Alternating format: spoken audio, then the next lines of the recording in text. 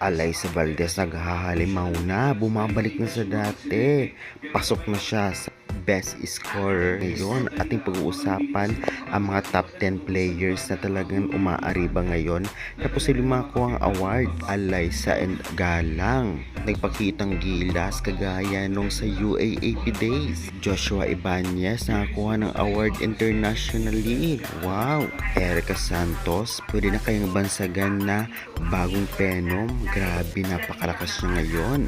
Lalo na nasa Signal siya. Lahat po yung pag-uusapan this video. Kaya before that guys, please naman, don't forget to like, comment, and subscribe, and pa-hit the notification bell para lagi po kayong updated sa aking mabanggang video about sa volleyball dito sa Pilipinas.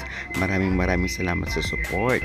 Alaysa Valdez, umaariba na. Grabe. Target man sa service line, ngunit nilalabanan niya at talaga namang basher supalpal sa kanya.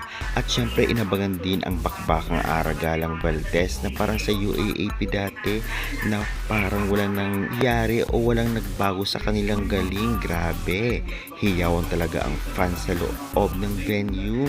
Dahil dito ay pasok na sa best scorer itong si Alaysa Valdez at syempre ibibigay natin ang mga stats ng individual kung saan pasok sa top 10. Ayan po ang mga top 10 ngayon latest na individual stat na posible makakuha ng award pagkatapos ng conference.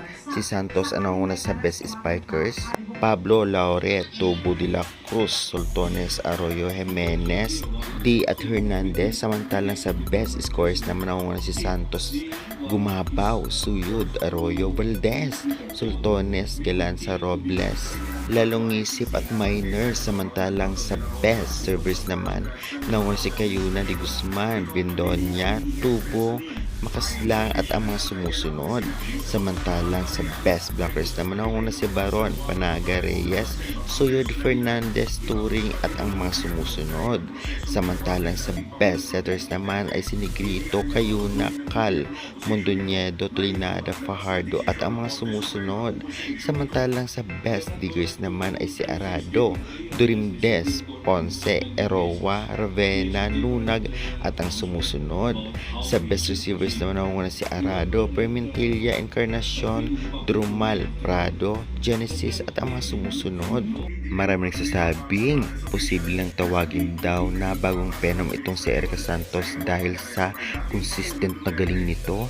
Grabe, as of now, best spikers as best scorers nakuha niya sa rank 1. Grabe talaga inilakas niya pagpunta niya sa Signal. Dati malakas na siya sa PLDT, ngunit sa Signal ay humalimaw ito. Anong sa inyo about dito guys? Samantalang Josh Ibanez, congratulations, best libero at nakakuha ng award sa second league ng Sea Volleyball League 2025 Men's na ginanap nga sa Indonesia.